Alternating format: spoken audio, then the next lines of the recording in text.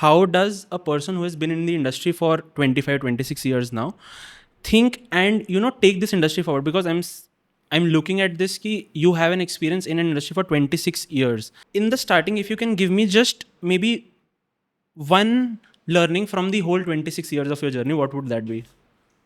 I think the only way going up is progression. I mean, like you can't be stagnant.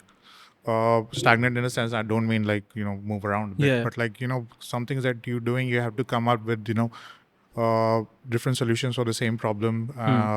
Keep on innovating, taking things forward, exploring new ideas, exploring new solutions, and, basically be open and be humble. Okay. And how did you think of getting into this industry? Like, what was your idea? What was your fascination behind getting into this industry? So, I mean, like in my household, we're all big foodies, and all the women in our family and even men, they're amazing cooks. So, being a chef was not totally taboo for me. I mean, like it was something that I was exploring. Apart from that, it is a kind of an art form also. I'm kind of inclined towards art, plus there is a science to it. So it was covering all the bases for me. And it way in a way it was like a good way for me to express. Okay. And that time being a chef was like just getting on the cusp. What year was this? This was, I think I went to college IHM Bombay in 1997, 98. I was born in 97. मेरी त्वचा से मेरी उम्र का पता ही नहीं लगता. So yeah, I mean like that time, being a chef and hotel management and all these things were like coming up as good career options. So we decided to explore. Okay. And I think that was a very good decision. So what is this you talked about, that women in household cooks, obviously in my household, everyone's household. But agar hum in the business side dekhein, men are the predominant chefs there, right? Women's are still comparatively less, proportions kam hai thode se. Why is that so? Lately, if you see, there are a lot of women chefs, and they are really, really. I mean, a couple of chefs I know, they are like really, really good, and they are coming up, leading restaurants. And I think one of the big examples is in our company only, Chef Garima. She heads Bang. Also, one of my chefs I worked with, Hanisha. She was really good, and the thing is that the finesse and the finesse and the particular and the perfection that a lady brings in the kitchen is unparalleled. Okay. Hanisha obviously leads, I think, 2-3 brands now. It's her own homegrown brand. And Chef Garima is obviously 2 Michelin star, probably the only Indian with 2 Michelin stars. So I don't agree with this statement that, I mean, obviously people associate kitchens with chefs. I mean, probably it's, I don't know why that is actually. Okay. And when you talk about a Michelin star, can you explain me what is the whole process? Like, I know what Michelin star is, but for the audience, can you explain what Michelin star is and how do you get it? So Michelin is actually a tire company. Yeah. They give ratings to restaurants according to, and they are very, very strict, and they are very, very. I mean, like you would never know when they come, when they go. Unfortunately, we don't have a lot of, and we don't have Michelin in India, but it's coming up. It's almost reached the Middle East, so at some point they'll have to come to India. But the thing is that one is basically they give stars, making you worth that trip. I mean, like if it's a 3 star, it's worth making a trip. If it's 2 stars, it's worth making a detour. I don't have the details, but this is broadly the classification. And you have to send your dish, or what, how does No, that happen? they have food auditors, food inspectors, and they're totally anonymous. And they judge you on a variety of criteria. Okay. And basically, if you are a 2 Michelin star chef, you are like in the chef world, you're kind of a god kind of situation. Okay. Almost a god kind of situation. I mean, like you are there, you're consistent, you're innovating, you are at the top of your game. And all of this is always peer reviewed. It is not just one person's idea of good food. It is like a lot of people come to your restaurants at different times, in different seasons. They see what you're doing. So it is a big deal when you get 2 Michelin stars. Yeah. Amazing. So there are different perspectives how people look at food. Like, for example, for me, food is satisfaction. So if I don't get satisfaction from a particular food, I would want to go out and try it maybe the next time, or maybe try a better version of it.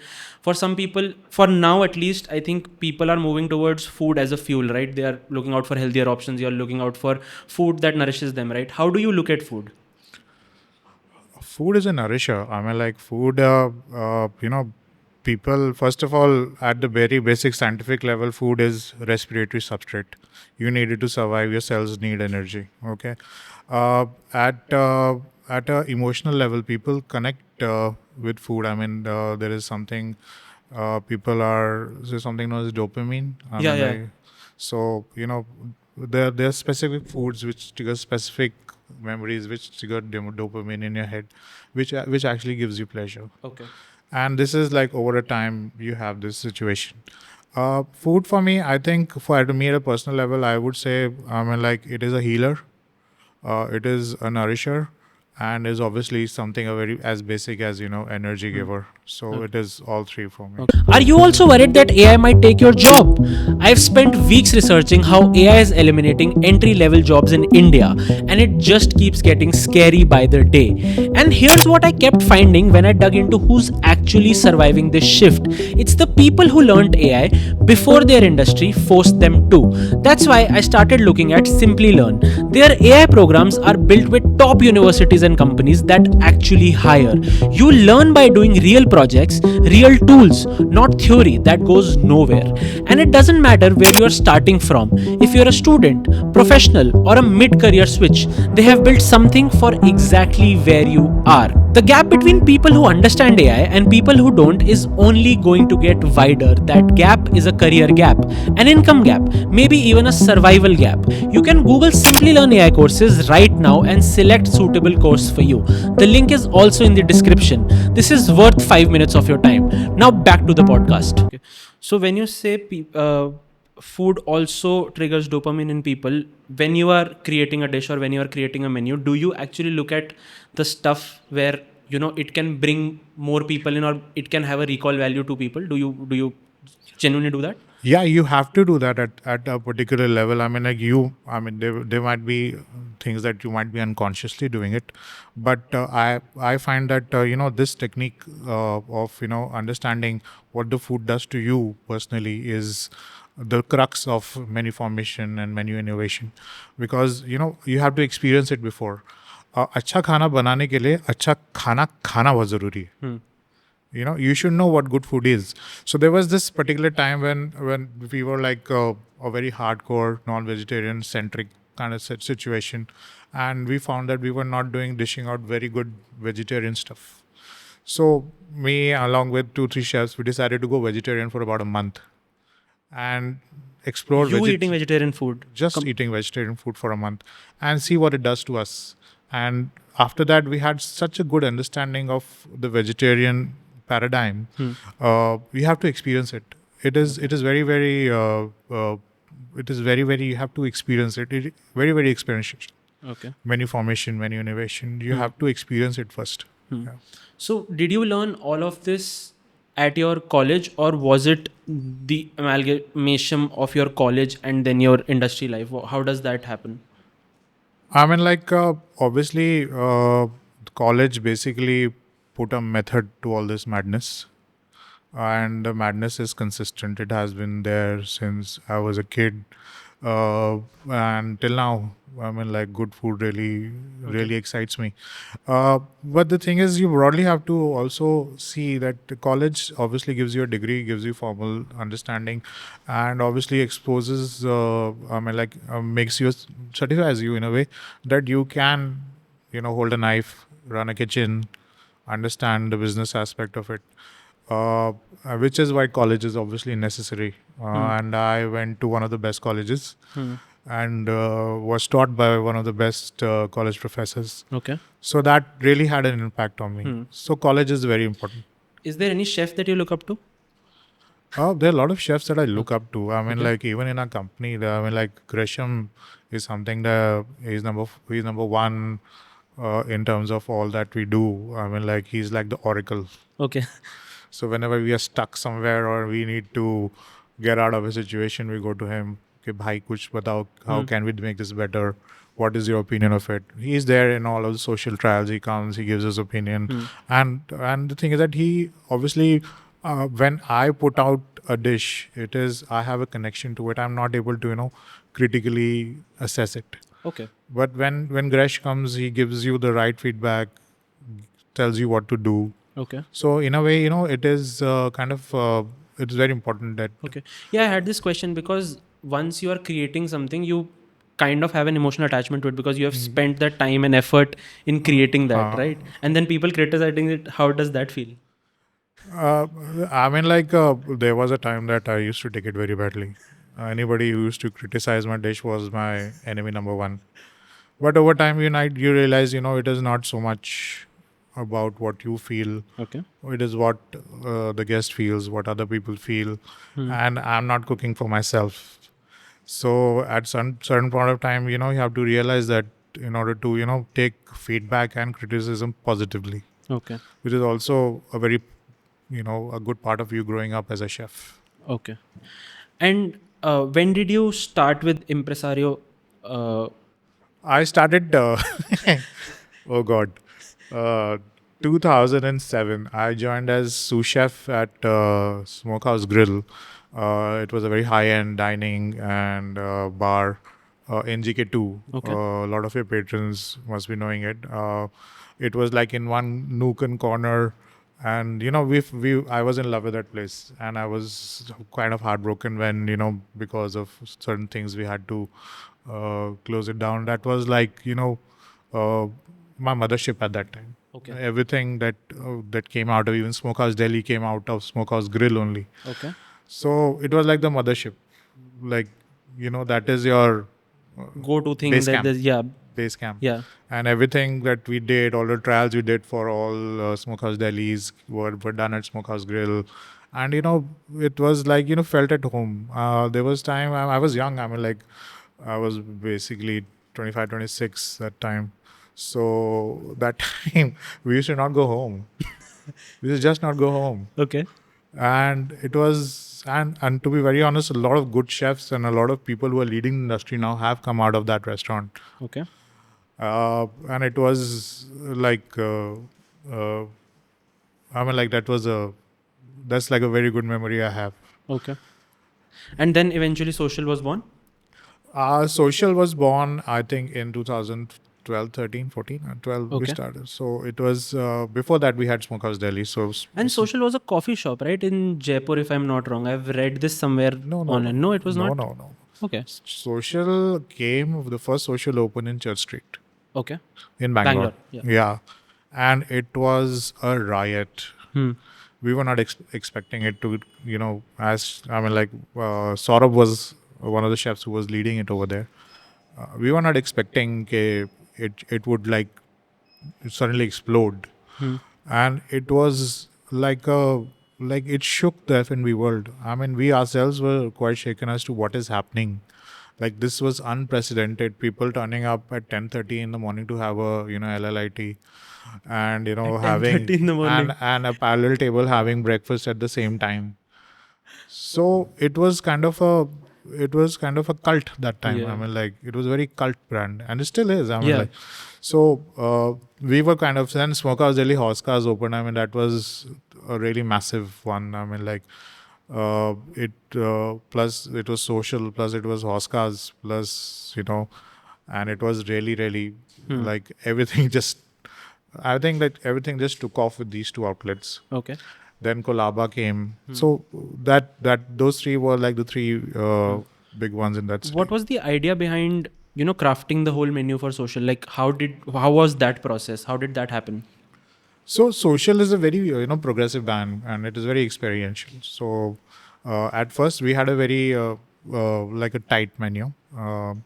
It was not tight, but it was tighter than what it is now. So I mean, like, it was more comfort, more grunge, more grub, and मतलब कि, like that dopamine kid that we're talking about. It used to like trigger pleasure. People used to, comfort was there. Yeah. people who used to connect with the food. Yeah. So that was the initial offering that was there. But as the brand grew and we went to different states, we added stuff so that we could have something special for that particular city, and Yeah. and slowly the menu became larger. Okay.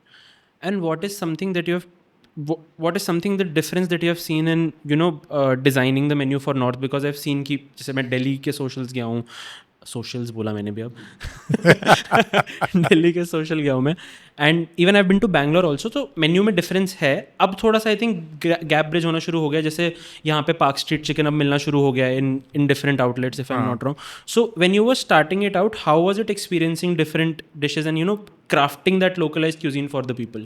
So obviously, we have to work with the local people for the local heroes. In Delhi, obviously, our local heroes are on the main menu. So it was kind of this thing. But when you went to Bombay, it has a local hero menu, like komdi vadas, your Kandivali fried chicken, your vada pav baos, all that came on. In Bangalore, there's nati style mutton, ghee roast, and all these things came out. So for that flavor of maybe and towards Calcutta, man. I mean, like the Calcutta was the most difficult project of my life. I mean, like, because Calcutta people love their food and they're very possessive about it. Okay. So if you're putting something and if you're branding something as even like a Calcutta biryani, it is you have to get it absolutely and purely and bang on right. Okay. I mean, like there was a time when we went we worked with one of a very prominent food enthusiast there, Rukshana. She helped us straighten out certain recipes because we just didn't have dinner. So in her trials, we went. I mean, like Calcutta biryani has that aloo, Okay. Yeah. and the thing is that that aloo needs to be like butter. Okay. It can't be just aloo. Like melt in mouth. Yeah, and we went through, I don't know how many biryanis, I think around, say, I mean, all the major biryani houses, and we just ordered them in just to check their aloo. Okay. That potato was, had to be the same potato, and you have to follow, there is no shortcuts to it. I mean, like, you have to follow the recipe, even go beyond understanding that what kind of meat you want to use, what kind of rice they are using. So that was kind of, then same thing with the fish fry. I mean, like, you can't mess around with the fish fry in Calcutta, man. It is just They take it very criminal. They personally. will take you to the cleaners. Okay. They will take you to the cleaners. And that's what I love about Calcutta. I mean, like, baki log, people in Delhi also, just say, even for example, butter chicken or momos, everybody has their own version. But Calcutta biryani is Calcutta biryani. Okay. Calcutta fish fry is Calcutta fish fry. cannot And miss kosho it. mangsho is kosho Kosho mangsho. mangsho. No matter where it'll be either a bad kosho mangsho or a good kosho mangsho or kosho mangsho legs chili, but it will be in that same zone. It will not be कि ये नया version है. कि नया version. हाँ. Okay. And that is what I love about Calcutta also. I mean, it gave me the fright of my life, but I just was in love with Calcutta Okay. for the same reason. Same thing with Bangalore also. They're also, they like their natis. Bombay like their vada pav. Yeah. Delhi, obviously, we have our chaats and this thing. And Lucknow also with the galotis. Everybody's very, I mean, if you're putting something on, you have to be sure that you are getting it absolutely and bang on correct. Otherwise, it is Bent situation बिल्कुल. नहीं हो सकता Got फिर. it. And you've been growing up in Delhi. You have born and brought up in Delhi. Yeah. Yeah. So what are a few places that you can recommend in Delhi? Places that I recommend in Delhi. You have to say social here.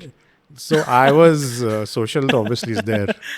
I mean, like, I am like, I will connect with my childhood. Abhi to I don't eat out much. I'm mostly high on my own supply. Okay. So in my childhood, we used to go to lot to Nizam's, Okay. Katikawab's, Nizam's Katikawab. Wenger's Bakery, Kareem's, Yeah. the old Kareem's that is there in Matia Mahal, and in Nizamuddin. Yeah. This in Karol Bagh, Roshandi Kulfi. That is the first restaurant that I ever went to, and I still am in love with it. Okay. I mean, the kulfi and chole bhature, I mean, puts you to sleep, but like you have to do it. Yeah. And yeah, I think, Bengali market mein the chaat is Yeah. amazing. I've not had Bengali market ka chaat. Yeah, no, you should No. try it. I mean, like, Oh. I just connect for, I mean, with people doing better chat, but I Yeah. just go there for Yeah. the For the nostalgic nostalgia. connect. Yeah. Old Delhi, if you go, then there is obviously Jawahar is there. Yeah.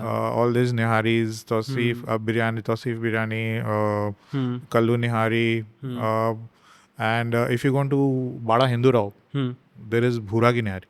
Okay. That is, I can put my foot down that nobody makes it better than him ever. And he's like that guy. He's like, he has his own swagger. Yeah. He'll come and he's got a bidi in his Yeah. mouth. A bidi, he's smoking a bidi. He'll throw the bidi, get inside the kitchen, and there are people fighting for that nihari. I mean, like, that Crazy. is the real gangster, bro. Okay. That is the chef. Yeah. People are fighting for your food. Yeah. So what do you think they're doing right? Because they don't have a professional degree. I'm sure they don't have a professional degree. This is just a pass on skill that they might have, Yeah. or what is that they're doing right? I think first thing that what they're doing right is I think they are adapting and they are consistent. Not the recipe as much. I mean, recipe obviously remains the same, but like, the meat changes, the spices change. So in order to get that consistent product out of all this ding dong that is happening in terms of your raw materials, so that is like the main game. And the thing is, I have to serve it. The thing is, it tastes different when you have it there. It tastes different when you get back home. Yeah. So I think the whole thing, the whole situation really makes the thing taste better. Okay. Of late, I've been to this place in Bombay, and that is also becoming kind of my favorite in terms of nihari. It's called Cafe Noor. Cafe Noor. It's towards Kala Ghoda. Okay. Apart from the nihari, which is great, they do good kebabs, good gravies. Plus, their chai and one maska on a rainy evening is like amazing. Amazing. Yeah. Okay. ठीक है. So if we talk about one dish that made you question everything in life, I'm sure you talked about the biryani, the Kolkata biryani, which has the aloo and everything. Is there any dish apart from that made you be like, yeah, this is hard to crack. We have to get our things right now. Hard to crack. I think when you would hard to crack for one restaurant and hard to crack for 50 restaurants is a Yeah. different question Yeah. altogether. So the thing is hard to crack. I mean, like, when we are doing, I think there is this dish that is on the menu. It's called toasted galauti. Okay. You have to get a lot of things right in that dish. So first of all, that galawat has to be perfect. Second thing, it has to be like a pate. It should pipe. So that's two techniques. Third thing, the bread has to be soft yet crisp on the outside. That's four. So that's four things that you have to get right in 50 restaurants. Okay. Plus, there is this imli ka chutney, which has to be just enough tangy so that it cuts the fattiness of the galati. And the pickle onion should be just pickled enough. So that is, I think, one of the dishes that was very difficult for us to standardize and crack across 50 outlets. Okay. What do you think people do wrong when they are starting a restaurant? Like, from a business perspective, they will sort out the chef, they'll sort out the finances, they'll sort out the real estate, they'll sort out the location and everything, right? But from a chef's point of view, how do you think a restaurant should operate and start? Like, if a person is starting. So the thing is that first of all, when you start a restaurant, you should put your heart and soul in it. Half the people just start the restaurant either to sell it off later. Or just to get into the business of it. Just to get in the business of it, just for the glamour. You should. Yeah. I mean, it's not glamorous by far. I mean, if you feel that restaurant business is glamorous, maybe to a certain extent it is, but at the hardcore operational front of it, it is not glamorous at all. I mean, you have to put in the hard work and all. So you have to put your skin in the game. Okay. Basically, you have to understand that you will fail. You will have to be there's a lot of patience required in this business, and obviously a lot of processing. Okay. I mean, bury your ego somewhere, and be patient, and listen to what the customer is saying.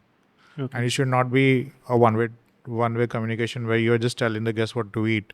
It should be like, understand what the guest is also telling you, that, I want to eat this, maybe Yeah. you should do this.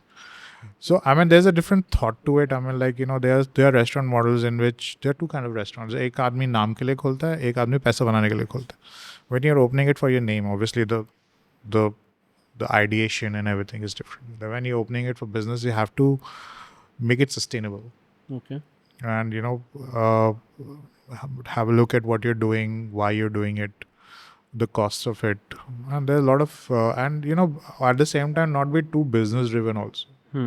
You have to have, we have to have an idea first and a dish conceptualized first, and then you discuss the economics of it. Okay. How do I make it more valuable? How do I cut corners, cut costs. Maybe if I source this better. A lot of businessmen, where they lose is in the, this aspect. They look at the business aspect of it first, and then they think of Designing conceptualize. the Yeah. So you have to do it the other way around. Okay. What do you think has changed over time? Has the consumer evolved somehow in your, let's say, 26 years of experience? Like people, how they used to eat out, obviously it has increased now. Is there any difference that has come in the taste, the choices, or any preferences? So, I mean, like, I've been talking about since when we were at Smokehouse Grill, people used to eat out a lot less. That's why our restaurants were a lot less. And over time, people have started eating out. They go in more for the whole package. They just don't go in for the food. Earlier, it was, "Ki, haan, bhai, we have to have butter chicken, we have to go to Pandara, we have to eat this, ding dong, Yeah. end of story." Or for lunch, we'll go to Roshan Gulfi, we have lassi, sleep. But now the thing is that the guests are traveling and they are obviously, exposed to a lot of stuff that they were not exposed to before. And they want to experience something similar in India. So that evolution is very remarkable because people are dining more for experiences now. Even in social, I mean, like, it is the whole thing that works. It is not just the food or just the drink. It is the vibe that works. It is the people serving you. It is it is the whole mahal, the whole Yeah. package, and Yeah. people are getting into that experience, different experiences. I mean, like, if you see, no social is the same. Yeah. There's different experiences Yeah. with consistent food and Yeah. beverage. That's what keeps us sticking, and that's basically the experience of it all. Yeah. And I think it is more towards on how your current user is evolving. So for example, if they are into, let's say, football now, so I'm seeing that social is coming up with, organizing something for the football fans or the F1 fans. So I think that is what also that keeps community in check, right? And community tight. The community is a very important part of social. I think it is the main part of social.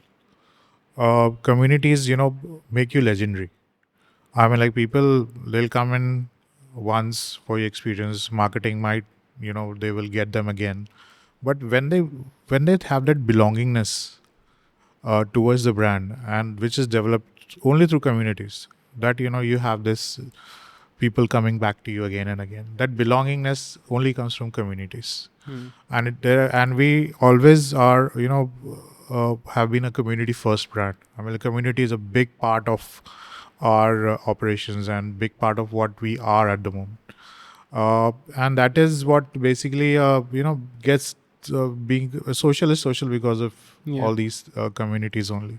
We have there's a lot of things that we do parallelly to what obviously F&B brands do. Yeah. A lot of gigs happen, a lot of workshops happen. Yeah. There's Satrangi Mela, there is a lot of other IPs that we developed for communities to come together. Okay. Talk to me about beverages at social. I know this beverage. I really, really love going to it, which is Banarsi Patiala. Talk to me the origins about it or how it was built. Oh God, Banarsi Patiala. So Banarsi Patiala has a very funny story. I mean, like, the thing is that it just, that spur of the moment thing. I don't take credit for it anyway. I don't look into the beverage aspect. But there was this time where we had just opened this restaurant in Chandigarh, and that time, Shatabdi was Shatabdi, and we used to always drive down to Chandigarh. So and we used to stop at little dhaba, चाय P ली, कुछ कर लिया, all this stuff. So वहाँ पे देखा गन्ने का एक पूरा ट्रक आ रहा है, पूरा गन्ने का ट्रक आ रहा है. And suddenly, it suddenly struck the British people, and they also travel with us. Yeah. That, wow, what if, like ganne ka ras and Alcohol. vodka, alcohol. And, it had to had like, and, ganne ka ras, I mean, like, when you talk about people in the north, गन्ने का रस is a very nostalgic connect to it. I mean, वो पहले एक सबने रुपए का, बचपन, हाँ. 2 रुपए का, it used to be like that. So that nostalgic connect with this modern thing of alcohol and that, that little masala that goes on top is what does the trick for it. And plus it gets you, Yeah. it gets really high. I Yeah, mean, like, I personally never have it. I'm not into alcohol. So, yeah, I mean, like, and people who are stuck on Banarsi Patiala, they are stuck on Banarsi Patiala. They come for that only. Yeah, they come for that only. And it is like, and I'll be telling you, the guy who made this drink is probably, it's his, I mean, like, he's not really proud of what he's done. Okay. Yeah, I mean, like, he has done better stuff which has not clicked. I'll be honest with you. Okay. And there's a lot of stuff that is so much better on the menu. But people just come for this. I mean, like, What do just you think because- is much better than that? I mean, like, there's so much on the menu now. The emotions are there. Yeah. The grenade is there. Yeah. And obviously, the LLITs are LLITs. Yeah. They also like, but Banarsi Patiala is now the king. Yeah. So he's not particularly proud of what he's done. Okay. I mean, like, so, but it clicks. Okay. You never know what clicks. Okay. How is it working with Riaz? Mr. Riaz, I mean, like, you think that there is this certain sense of, inspirational. I mean, like, he's very, he's always thinking about the brand here, and he expects everybody else also to, think in that direction. And, he is very, I mean, what to say? I mean, like, he constantly, keeps pushing us, constantly keeps inspiring us, and constantly keeps giving us ideas to be better. And we are what we are right now as social and broadly at Impresario, not just social, just because of his vision. Okay. I mean, like, he was the first one who thought of social. I mean, like, at that point, I'll be very honest with you, I was a little skeptic when social started. And I was coming from a fine line background. I said, I once, like, we were chatting, boss, kya ho raha hai? And he was like, relax. And I myself, I mean, like, I was so happy that I was proved wrong. Yeah. I mean, like, this has become like a brand of magnitude now. It's become a beast now. Yeah. And at that point of time, I mean, like, I was very naive that time, 2014, I think. I've been working for only about, say, 12, 13 years ago. Most of it had been abroad. So, and I was Smokehouse Delhi, and Smokehouse was very fine dine restaurants. And when social came, I said, what is happening? And how will this work? But, suddenly, you find this thing that it's clicking and people are coming and people are connecting and, you couldn't, I mean, like, I was quite, in awe of this brand because this is something that went beyond my imagination. So, जहाँ पे हम गरीब लोगों की सोच खत्म हो जाती है, वहाँ से मिस्टर रियाज की सोच शुरू होती है. Okay. Okay. What is maybe one dish that you have done and you are really, really maybe proud of? I know your thought behind that कि मैं impress नहीं होना है मुझे अपने काम से, but still if you have to give me one dish. It's very difficult because I basically love all the dishes. I mean, like, we never put a half-hearted event into any dish. Okay, how are you okay? Yeah, I mean, like, there is, if I would just put something to it, I really love the Nihari Prashant and the Toasted Galati and all the charts that we do. Toasted Galati is my favorite. Toasted Galati. Okay. And it has a connect to you also, right? It has a, I mean, maybe it has a connection. I mean, like, you definitely know what you love. I really like to eat that dish and make that dish also. Okay. Okay, so how do people justify maybe a 3,000 rupee or a 4,000 rupee butter chicken, like where they put a gold leaf on it. It is just butter chicken, right? So how do you, what is your perspective on that? Is that okay? Is that fine? Or is it just a gimmick? What do you think? Gold, I mean, like, it's not really adding towards the dish. I mean, Okay. like, I'll be very honest with you. I mean, like, uh, and to be very, it's like, basically, maybe people want to add another dimension to it. Okay. On the other hand, if you had truffle, have you ever added truffle oil or truffle to your butter chicken? Truffle to, no, I have not. Do try it. Okay. It's not another level. Okay. I mean, certain additions are good, but like, Hmm. people have to keep on experimenting. Hmm. I'll be very honest with you, a lot of classics that we are running now have been invented almost 50, 60 years ago. Hmm. Butter chicken, Yeah. partition ka time, your biryanis have been there forever. Yeah. Chole bhature also there forever. Hmm. Momos also there forever. So the thing is that you have to keep on innovating and, keep on trying Hmm. as to what the next great dish would be. Okay. Otherwise we are just in this zone of doing the same stuff. Hmm. We have to have add a little personal touch to it. Okay. So this very interesting exercise that we had, I mean, like, Gresh only put me to it. He took me somewhere. It was some event called as Unbox. So in that time we had this, like, we were there 4 5 chefs. We had to basically say what dish will survive for the next 1,000 years. Make a dish that will survive for the next 1,000 years. Okay. And so best way to assess that what dish would survive for the next 1,000 years would be to assess what has survived for 1,000 years. Yeah. So in that we broke down the biryani. Why is it so good? We broke down a lot of classics that are there, and we understood, like, a lot of things have survived because obviously the ingredients are abundant, and people could personalize them, easy to cook. Uh, so all these things have their progression into. So you have to keep on analyzing and saying, the way we are eating now. I mean, a lot of people are moving away from carbs, moving into healthy zone. So we won't have a dish unless we don't experiment. So Yeah. there has to be that level. But gold leaf is a little bizarre. Yeah. But yeah, you have to keep on Huh. experimenting and keep on doing whatever. We have to keep on pushing the envelope and see what works. It's always trial and error. Okay. As I told you, Banarsi Patela, nobody would thought. Hmm. One of our dish, I would say, which is kind of iconic and people connect to social a lot, which is called the butter chicken biryani. Yeah. I tell you, that was just a big accident that happened. I mean, Okay. like, we were just in the middle of trials for social only, and there was some butter chicken and there was some biryani rice kept. So there was this guy in the kitchen who just mixed both of them and got it. Amazing. And he was not even a chef. He used to, like, do the dishes, do Yeah. some butchery, clean up, and he just mixed it up and he was having. I said, what? And people asked, what are you having? So he said, yes, yes. And we tried it and it just clicked and it was very social. Yeah. Crazy. It was comfort. It was combination of two grades, Yeah. butter chicken and biryani. Yeah. There was a good chance that people would love it. Yeah. And it just came on the menu and it has been an identity. We have talked about all the best things. Is there a dish that you can name or remember of, or an experience that was a failure and that made you learn something?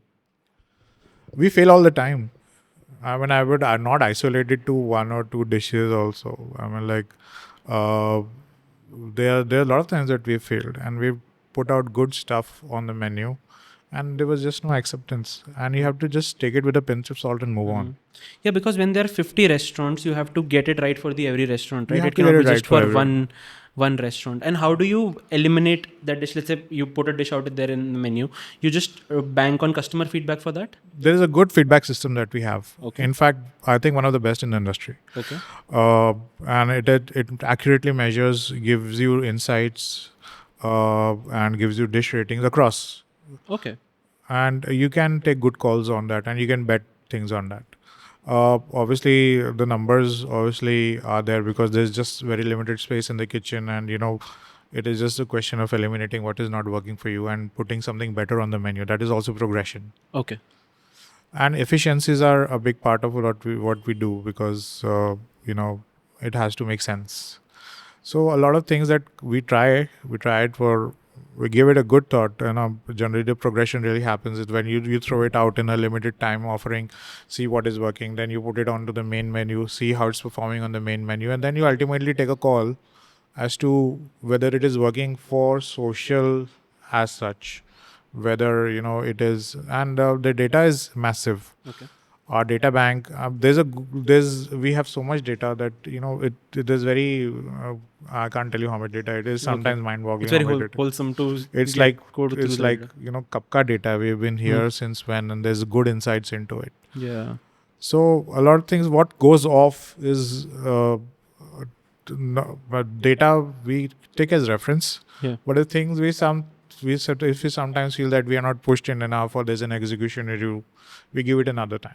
We give it another shot. Yeah, because there's a very slight difference between going towards the most analytical side of the business and then coming back to the creativity, because you as a chef you can be very creative and be like कि यार ये dish हमें डालनी है, but from the business perspective वो ना चले या फिर well, लड़ाई is very good and that conflict needs to happen. There has to be this this interaction or this friction between data and creativity for for you to come out with something great. Okay. Because data will tell you one thing, but data is data. Yeah. Creativity and gut feel and vibe and understanding and feeling it in your gut is altogether another aspect of things that you should obviously consider. Obviously, what goes off is highly dependent on to a certain extent highly dependent on data. If it is hurting if you're not able to serve it on time, if you're not able to get a good rating on it, if it is very high on cogs, it is hurting our cogs. So those decisions are there. So serving on time is also a quadrant? Yeah, of course. Okay.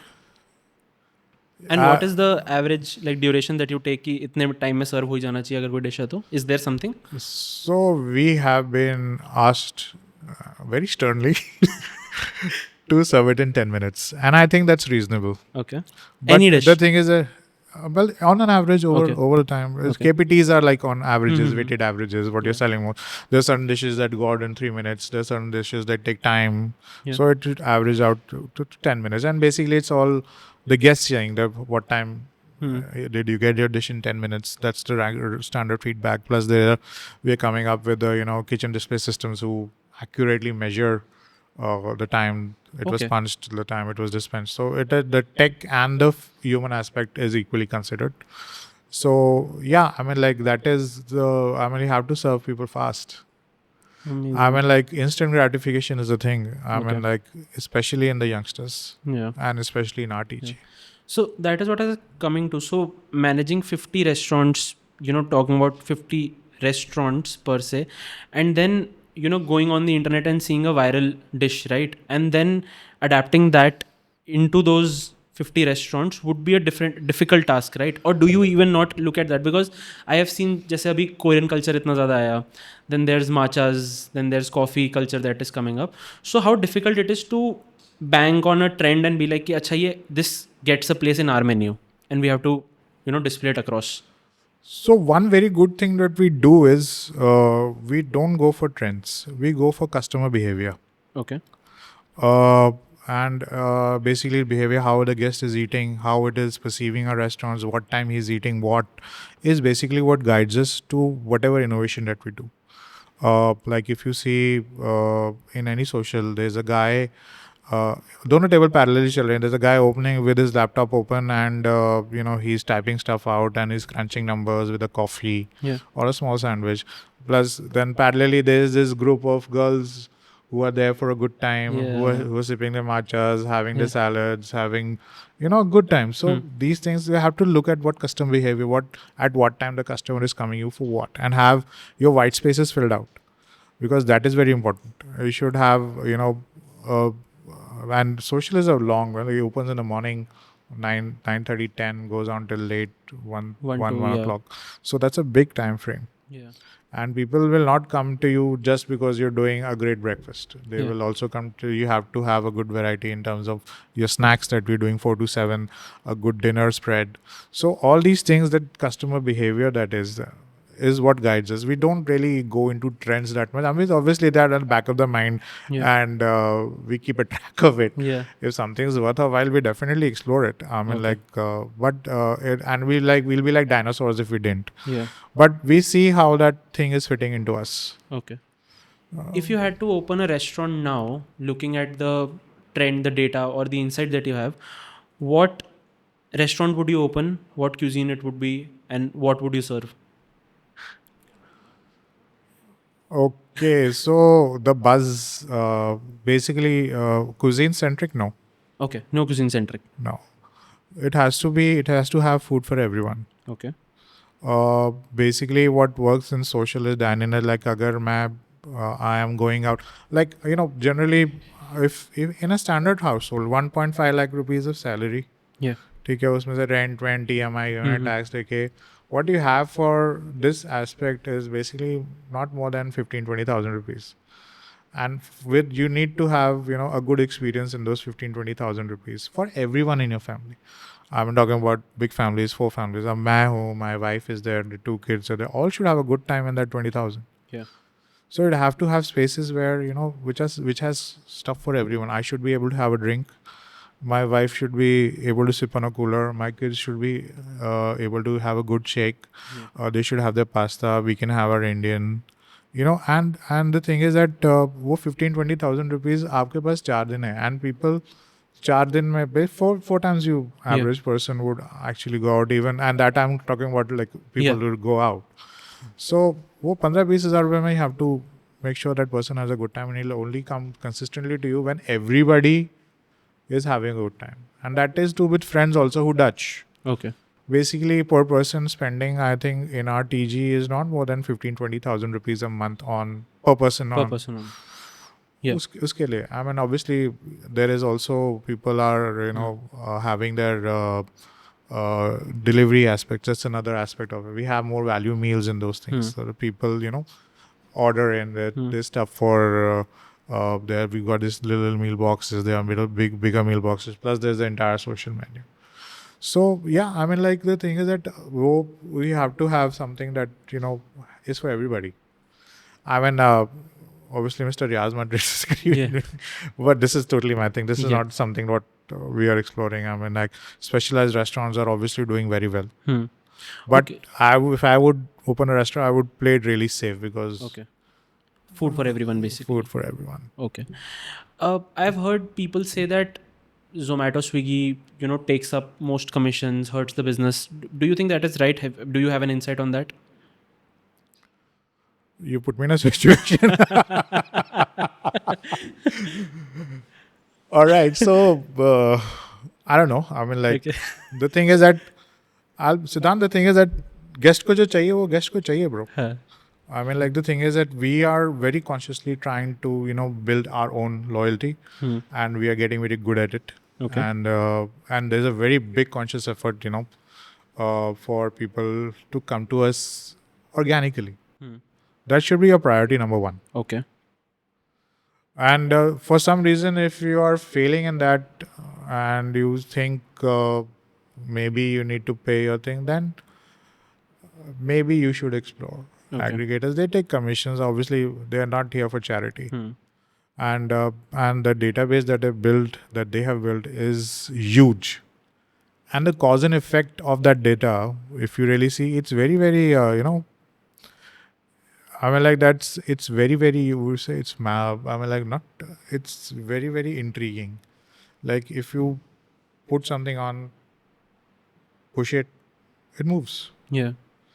And when you are in the loyalty zone, like I talked about building communities, we have our own CRM. That is a more organic flow, non-transactional loyalty. That is more permanent. Okay. And ultimately, the goal of every restaurant is to have, this aspect of non-transactional loyalty, Yeah. where people don't come to you because of a transaction. Yeah.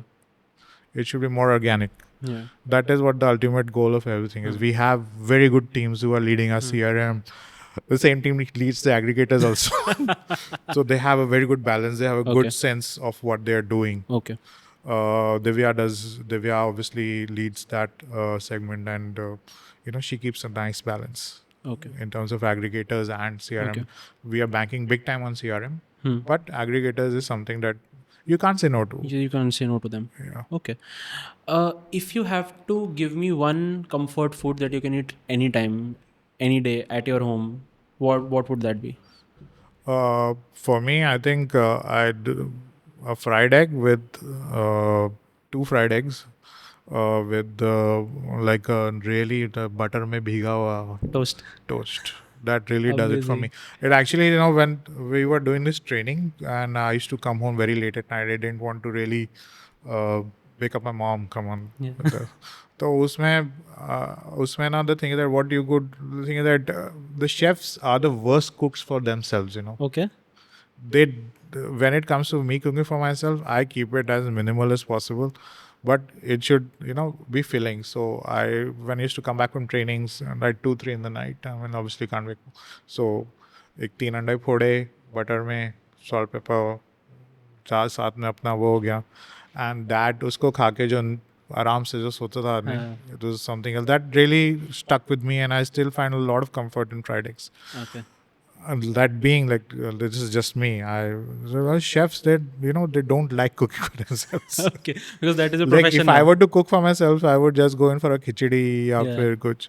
But obviously you're cooking for other people, and most Yeah. of the time you're cooking it for people at home. Yeah. So yeah, I mean like that is the time But like if I am home, I'll be very honest with you, I'm the most lazy cook for myself. Okay. At the most time, I avoid cooking for myself. Okay. How difficult it is to separate you obviously have a passion for food, and then you obviously have a passion for cooking also. So how difficult it is to separate both of those, because you then have to, again as you said, go back home and be like यार अब मुझे नहीं cook करना है अपने लिए. I want to be as lazy as I want to हाँ. be. And पहले वो होता होगा कि you have to cook for yourself. Like that is the passion that you had, right? So do you genuinely go out and cook for your family, or is it just कि अब हो गया मेरे को अब नहीं करना और That's a very interesting question, actually. So the thing is that I rarely cook at home, but the thing is that I'm cooking. Obviously, I have a passion for cooking, but I'm also cooking for money. okay, yeah. So the thing is that is the business aspect of it, Yeah. and obviously the passion for food obviously stays on. So I'm not saying that I am averse to food when I go home late at night. Yeah. It is just that I have done this all day. Yeah. I don't want to do it now. I don't want to do it anymore. It is just in that mind frame. I mean, like people, they just come up to me and said, "Arey, आपने वो have you seen that series Bear? It's on Chefs." मैंने कहा, I live beer every day. I don't want to come home and live the same thing again. Yeah. It is just that आप पूरे दिन वही कर रहे हैं, the chaos, the madness, and ding dong, and then come at home and watch some other guy do it. What's the fun in that? Yeah. तो वो मुझसे लोग काफी पूछते हैं, "You're not watching Bear?" मैंने कहा, "No, I'm not watching Bear. Why the hell would I watch Bear?" Okay. How does your typical day look like at Impresario right now? So Impresario, I mean, like no 2 days are same. So in Impresario, every day you get up with a different situation, and You have to solve that. and then you have to come up with a different solution. Then you have to think of for the same situation, come up with a different solution. Okay. So it is never a dull time so no 2 days are identical. I mean it is, and it is not monotonous at all. That's why I've been here I think I've been here for better part of 2007. I was almost like 17-18 years. So no, it's always progressive. It's always buzzing. There's always something on, and there's always something to look forward to at Impresario. Okay. And it is the culture of Impresario. We have always been like that. There is always something afoot. There is always something that is happening, and that's what keeps us engaged all the time. Amazing. So, okay, I have 2 questions. So first would be that, let's say a person who's just getting out of college, what would you advise them? If they are in this industry, they want to, be at a level where you are right now and not just be stuck to one job or maybe just changing restaurants. What would you advise them? How do you bridge that gap in becoming you and then becoming an average chef maybe? For the first, if you're just out of college, for the first 5-6 years, don't think about money. Just think about learning. Because college, you get an idea of what is happening. You are not in the loop of what's actually happening. Okay. That you learn in the next 5 to 6 years of whatever you choose. You can choose a restaurant, you can choose a hotel, you can choose a ship, you can choose whatever form of thing. It's basically learning for the 5-6 years. You can be volatile during that time. But after those 5-6 years, when you are in the zone, okay, you have established, it's better to, stick with one brand and then grow with that brand. Okay. And form a brand and then grow with it Okay. and make it happen. That is my advice. For the first 5-6 years, you can be volatile. You can go here, you can go there, wherever you're learning, work for money, work for free, go for internships, go for apprenticeship. That is the time that you have to basically, be like a sponge. Just absorb. Okay. And that's what makes a good chef. I mean, like the learnings of 5-6 years after college is what I would say, that don't go in for money. Okay. As soon as I got out of college, I was straight away exposed to international food, because I just went on a cruise ship, and the exposure that gave me working on cruise liners. People might argue that hotels are better, but the exposure and the responsibility, understanding your responsibility, your role in the whole scheme of things, is what you learn in a cruise liner. And and you are exposed to so many things. Like in India, I mean, like a lot of ingredients which are so expensive, you don't get to get a hands on them. And in a cruise liner, we are eating truffles, we are all the expensive mushrooms, all the salmons in the world, all the hamachi, tuna, whatever. You get very hands-on experience with those things. So that really exposes you. Once I was on a round the world cruise. Okay. I have done round the world thrice. So been around the world thrice. Okay. So I was in the fish section. So wherever the fish, you can't hold the supply for 90 days of stuff. So you basically pick up stuff, local fish from the port. And the understanding of that exposure, though there was a lot of trial and error, there were a lot of sleepless nights, there were a lot of overworked hours. What exposure that gave me in terms of understanding fish and your management and your supplies and what fish is available where at what time is something that is something that was, I would never learn out of a book. Yeah. So that is what I was trying to say. Okay. Okay. ठीक है. अगर if a person who is currently in, let's say, in their years, they are building it, right? So how do they make that jump from being a chef to designing the menu? Like, is it just the brand that gives you that opportunity, or is it something that you can do for yourself? So usually it is not like overnight transition. So once you are higher up, I mean, obviously, when I also encourage my team to come up with ideas. I mean, like it's like a college of chefs that make the menu. It is not just one chef. It's everywhere. I mean, people come up with ideas. Finally, it comes up to me. We see how we can perfect it and all.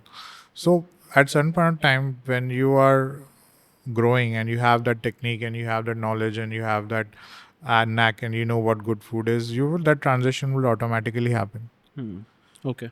And then it is not something overnight कि हाँ भैया मैंने सीख लिया. Even मैंने अभी भी सब कुछ नहीं सीखा. Even I am in that zone of learning. But down the line you have enough experiences to understand what works. And there are people guiding above you. I also have worked with very good chefs who really guided me into how a menu is made. And of course, Mr. Riaz was there. So, and to be very honest, we're still not confident that what a good menu would be. Good menu, anything that works is a good menu. Okay. So the thing is that transition is not overnight. Okay. That has to happen gradually. Progressive transition है वो. ठीक है. If you have to give me a highlight of your career that you think कि this was the point in life where I, something changed for me, what would it be? I think when I was, I'll be very honest with you, I was before a very continental European I mean, like my pedigree was that because I was working on a chef, European food, European, and suddenly when social opened, we were doing all kind of stuff. So I think that helped me taking care of social also parallelly with this thing helped me grow as a chef. Okay. And we were doing Indian, we were doing Chinese, we were doing all sort of pasta, pizza, all this was there. But that application, my pedigree obviously thought that there has to be a certain format, a method to this madness. But the exposure and the freedom that social gave me, in terms of it has to be point on blank, tasty, basic, comfort, and edgy. Okay. Energy. That is very important. Yeah, and edgy and quirky. I mean, it Okay. should be a food. Anything that you have in a restaurant. I mean, like it has to be a conversation starter at some point. Yeah. I mean, like मैं और आप date पे गए हैं, we're on our first date. What do we talk about? Yeah. It has to be the drinks. It has to be Yeah. the food. It has to be the Yeah. ambience. That Yeah. is what social works. There are a lot of conversation starters in social. Yeah. Like whenever when people say that I would never take my date to a social, I said, dude, you're letting go of a big chance. Half the time you're at a fine dine restaurant, what do you talk Yeah. about? I mean, like the thing कितना is, महंगा है ये? or there are certain things, and you find common ground. You know, Yeah. when you have these common things to talk about. I mean, how this biryani is and all that stuff. Then there's a good conversation start. Oh, ये गन्ने के juice में ये डाल दिया. अरे इतना Yeah. बड़ा ये LLIT आ गया. Yeah. It is a conversation is starter. Even for a group of Yeah. friends, hanging, just Okay. chilling. There's a lot of time, what to talk here. Yeah. But the social में ये है. There's a lot of conversation starters. What is your... I'll put it this way. What is your dream in life that if you have done this, then I have made it? Like if that is something that you can... If you've done this, I've made it. I mean, like I think we were having this conversation before. As a creative person, I mean, like the time you start getting impressed with yourself कि भाई मैंने क्या काम कर दिया is the death of you. Okay. You should never be impressed with what we've done. You should always critically analyze what could be done better, what could be better. I mean, as a creative person, if you say हाँ भाई ये हो गया बस, then आपका retirement हो गया. Okay. So not stopping. It is, and it's very progressive. You have to Yeah. keep on. I mean, like ऐसा नहीं बोल सकते. I mean, like कि हाँ भाई हो गया. It is not that I have done this. This is my best. I mean, the best could be something better, and that is what progression really is. Okay. What you really should have is the energy to pursue that extra mile, all that inclination, all that mindset to pursue that extra mile, and not. That is what creativity is. Very progressive. Got it. You can't be satisfied with yourself at any point of time. Amazing. That is a very nice learning though. That you can't be satisfied with yourself.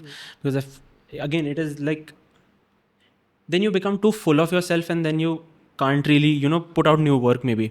Yeah, I know. And also like, always be humble. I mean, you should always be humble about any creative person should be humble. That's why when you're humble, people will approach you with feedback, be critical.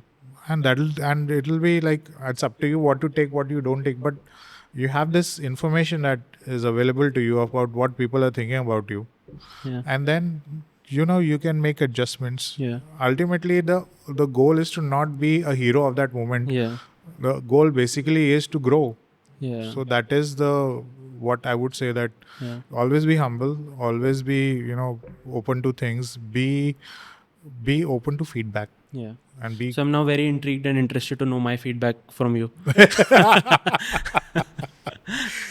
Yeah. Okay. So I've been asking you questions for 1 hour now. Do you have any questions for me? Yeah. I mean, like,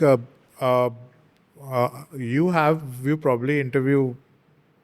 Yeah. I've done oddly 100 episodes. Yeah. So the thing is that what is the common thread you find? Consistency. I have spoken this and even you were, reiterating it, and I don't personally follow it. It is very hard to be consistent is what I believe. But in all the industries that I've sat with people who are running, who are VCs, people who are running businesses worth 1,000 crores, people who are like you. The main thing that comes down to is consistency at their work. Nothing else. Like all the skills, all the luck, all the opportunities, they just come in. You just have to be consistent is what I have learned. And that is what, is something that I would also want to follow, and I am in the process of doing it. So again, consistency, and I think there's also one component of being at the right place at the right time. That is also something that, they took some opportunities that were out of their comfort zone, and they reached a place where they won't be if they didn't take that leap or that risk. So I think that is something that I have, learned. And that was a nice question. You should start a podcast maybe. No. No. Yeah. So the thing is, I would be a very bad podcaster. I mean, like, No, you won't be. I don't know how to, get things out of people. So thank you so much for doing this. I really enjoyed it. Thank you for having me. I mean, it was such great. I mean, first podcast. I mean, Okay. How do you feel about it? I know it's good fun. I It's should good fun. probably do more. Thank you so much for watching this. If you are from Chef's Network, consider subscribing. If you're from my network, go check it out, his page. Go check out social. Thank you so much for doing this. Thank you so much for doing this. Why did I tell them thank you so much for doing? Thanks for watching this. Subscribe to the Not Doing Podcast. Thank you. Thank you. Thank you.